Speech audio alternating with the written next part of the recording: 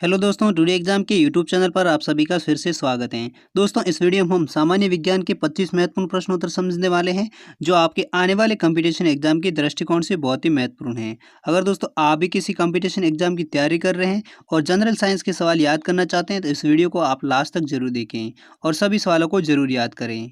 और दोस्तों, लास्ट में आपसे भी एक सवाल पूछेंगे जिसका जवाब आपको कमेंट करके बताना है, इसलिए इस वीडियो को लास्ट तक जरूर देखें। और दोस्तों, अभी तक आपने हमारे चैनल को सब्सक्राइब नहीं किया तो दोस्तों चैनल को सब्सक्राइब कर लीजिए और इस वीडियो को लाइक ज़रूर कर लीजिए। तो देखते हैं पहला सवाल। पहला सवाल है, मनुष्य के शरीर में टीबिया नामक हड्डी कहाँ पाई जाती हैं? तो दोस्तों, टीबिया हड्डी हैं वो टांग में पाई जाती हैं। यानी इस सवाल का सही जवाब है ऑप्शन सी, यानी टीबिया नामक हड्डी हैं वो मनुष्य के शरीर में टांग में पाई जाती हैं। दूसरा सवाल है, बच्चे के लिंग का निर्धारण किसके गुणसूत्र से होता है? तो दोस्तों, बच्चे के लिंग का निर्धारण है वो पिता के गुणसूत्र से होता है। यानी इस सवाल का सही जवाब है ऑप्शन ए, यानी पिता के गुणसूत्र से बच्चे का लिंग का निर्धारण होता है। तीसरा सवाल है, सूर्य उदय और सूर्यास्त के समय आसमान में लाल रंग किसके कारण होता है? तो दोस्तों, सूर्य उदय और सूर्यास्त के कारण समय आसमान में लाल रंग है वो परिकरण की वजह से होता है। यानी इस सवाल का सही जवाब है ऑप्शन सी, यानी परिकरण की वजह से सूर्यास्त और सूर्योदय के समय आसमान का रंग लाल होता है। चौथा सवाल है, विद्युत उत्पन्न करने के लिए कौन सी धातु का उपयोग होता है? तो दोस्तों, विद्युत उपयोग करने के लिए यूरेनियम धातु का उपयोग होता है। यानी इस सवाल का सही जवाब है ऑप्शन ए, यानी यूरेनियम धातु का उपयोग है वो विद्युत उत्पन्न करने के लिए होता है। अगला सवाल है, प्रकाश संश्लेषण की प्रक्रिया में जारी होने वाला ऑक्सीजन कहाँ से आता है? तो दोस्तों, पानी से है वो प्रकाश संश्लेषण की प्रक्रिया में जारी होने वाली ऑक्सीजन आती हैं। यानी इस सवाल का सही जवाब है ऑप्शन बी, यानी पानी से प्रकाश संश्लेषण की प्रक्रिया में जारी होने वाला ऑक्सीजन आता है। छठा सवाल है, डीएनए का डबल हेलिक्स मॉडल किसने दिया था? तो दोस्तों, डीएनए का डबल हेलिक्स मॉडल है वो जेम्स वाटसन और फ्रांसिस क्रिक ने दिया था। यानी इस सवाल का सही जवाब है ऑप्शन ए और ऑप्शन बी, दोनों सही जवाब हैं। यानी जेम्स वाटसन और फ्रांसिस क्रिक ने डीएनए का डबल हेलिक्स का मॉडल दिया था।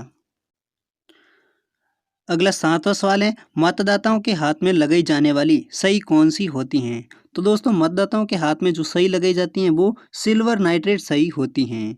यानी इस सवाल का सही जवाब है ऑप्शन ए, यानी सिल्वर नाइट्रेट सही है जो मतदाताओं के हाथ में लगाई जाने वाली सही होती हैं। अगला सवाल है, रेडियम की खोज किसने की थी? तो दोस्तों, रेडियम की खोज है वो रॉबर्ट पियरे और मैडम क्यूरी ने की थी। यानी इसका जवाब भी दोनों सही हैं, ऑप्शन ए और ऑप्शन बी। यानी रेडियम की खोज है वो मैडम क्यूरी और रॉबर्ट पियरे ने की थी। अगला सवाल है, मनुष्य के शरीर में गुणसूत्रों की संख्या कितनी पाई जाती हैं? तो दोस्तों, मनुष्य के शरीर में आप सभी जानते हैं कि 46 गुणसूत्रों की संख्या पाई जाती हैं। यानी इस सवाल का सही जवाब है ऑप्शन ए, यानी 46 गुणसूत्र हैं जो मनुष्य के शरीर में पाए जाते हैं। 10वां सवाल है, यदि वायुमंडल ना हो तो पृथ्वी से आकाश का रंग कैसा दिखाई देगा? तो दोस्तों, यदि वायुमंडल ना होता तो पृथ्वी से आकाश का रंग है वो काला दिखाई देता है। यानी इस सवाल का सही जवाब है ऑप्शन सी, यानी यदि वायुमंडल ना हो तो आकाश का रंग है वो पृथ्वी से काला दिखाई देगा। अगला सवाल है, शुद्ध जल का पीएच मान कितना होता है? तो दोस्तों, शुद्ध जल का पीएच मान है वो 7 होता है। यानी इस सवाल का सही जवाब है ऑप्शन ए, यानी 7 पीएच है वो शुद्ध जल का पीएच मान होता है। अगला 12वां सवाल है, वायुयान के टायर ट्यूब में कौन सी गैस भरी रहती हैं? तो दोस्तों, वायुयान के टायर ट्यूब में नियॉन गैस भरी जाती हैं। यानी इस सवाल का सही जवाब है ऑप्शन बी, यानी नियॉन गैस है वो वायुयान के टायर ट्यूब में गैस भरी रहती हैं। अगला 13वां सवाल है, एकमात्र ऐसा कौन सा हार्मोन है जो गैसीय रूप में पाया जाता है?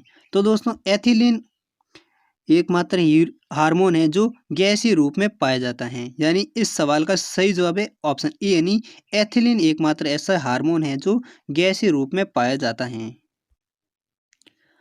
अगला 14वां सवाल है, मानव शरीर में पीनियल ग्रंथि कहाँ स्थित होती हैं? तो दोस्तों मानव शरीर में पीनियल ग्रंथि है वो मस्तिष्क में उपस्थित होती हैं। यानी इस सवाल का सही जवाब है ऑप्शन ए यानी मस्तिष्क में पीनियल ग्रंथि स्थित होती हैं। 15 सवाल है, टेलीफोन लाइन में कौन सी ऊर्जा प्रभावित होती हैं? तो दोस्तों टेलीफोन लाइन में विद्युत ऊर्जा है वो प्रभावित होती हैं। यानी इस सवाल का सही जवाब है ऑप्शन बी यानी विद्युत ऊर्जा है वो टेलीफोन लाइन में प्रभावित होती हैं। 16 सवाल है, ग्लूकोमा रोग शरीर के किस अंग से संबंधित हैं? तो दोस्तों ग्लूकोमा रोग है वो शरीर की आंख अंग से संबंधित हैं। यानी इस सवाल का सही जवाब है ऑप्शन बी यानी आंख से ग्लूकोमा रोग शरीर के अंग से संबंधित हैं। 17वां सवाल है, शरीर में सबसे बड़ी अंतःस्रावी ग्रंथि कौन सी है? तो दोस्तों शरीर में सबसे बड़ी अंतःस्रावी ग्रंथि है वो है थायराइड ग्रंथि। 18वां सवाल है, मधुमक्खी का पालन क्या कहलाता है? तो दोस्तों जो मधुमक्खी का पालन किया जाता है उनको एपीकल्चर कहा जाता है। यानी इस सवाल का सही जवाब है ऑप्शन ए यानी एपीकल्चर है जो मधुमक्खी का पालन कहलाता है। 19वां सवाल है, पित्त किस अंग के द्वारा पैदा किया जाता है? तो दोस्तों पित्त है वो यकृत के द्वारा पैदा किया जाता है। यानी इस सवाल का सही जवाब है ऑप्शन ए यानी यकृत के द्वारा पित्त पैदा किया जाता है। अगला सवाल है, मनुष्य के शरीर में अमीनो अम्ल की संख्या कितनी होती हैं? तो दोस्तों मनुष्य के शरीर में अमीनो अम्ल की संख्या है वो 22 होती हैं। यानी इस सवाल का सही जवाब है ऑप्शन सी यानी 22 है जो अम्ल की संख्या मनुष्य के शरीर में होती हैं। अगला 21वां सवाल है, श्वसन के दौरान सर्वाधिक मात्रा में ली जाने वाली गैस कौन सी है? तो दोस्तों श्वसन के दौरान सर्वाधिक मात्रा में ली जाने वाली गैस है वो नाइट्रोजन गैस होती है। यानी इस सवाल का सही जवाब है ऑप्शन बी यानी नाइट्रोजन गैस है वो श्वसन के दौरान सर्वाधिक मात्रा में ली जाने वाली गैस होती है।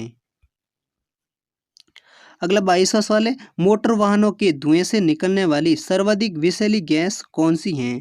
तो दोस्तों मोटर वाहनों से धुएं से निकलने वाली सर्वाधिक विषैली गैस है वो कार्बन मोनोऑक्साइड गैस है। यानी इस सवाल का सही जवाब है ऑप्शन बी यानी कार्बन मोनोऑक्साइड गैस है वो मोटर वाहनों के धुएं से निकलने वाली सर्वाधिक विषैली गैस है। अगला सवाल है, जल में तैरना न्यूटन की गति के कौन से नियम के कारण संभव है?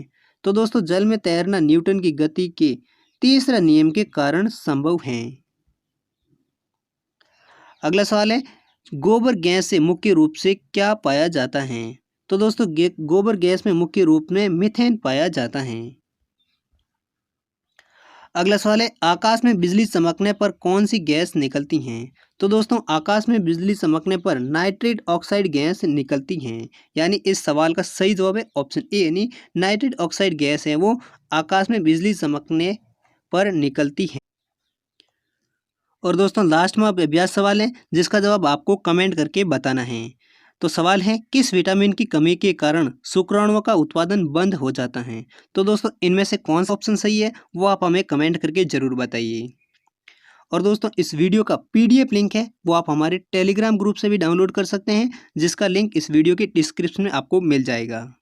और दोस्तों अगर ये वीडियो आपको पसंद आया तो इस वीडियो को लाइक कीजिए और इस चैनल को सब्सक्राइब जरूर कर लीजिए। और हम मिलते हैं अगले वीडियो के साथ, तब तक के लिए जय हिंद, वंदे मातरम।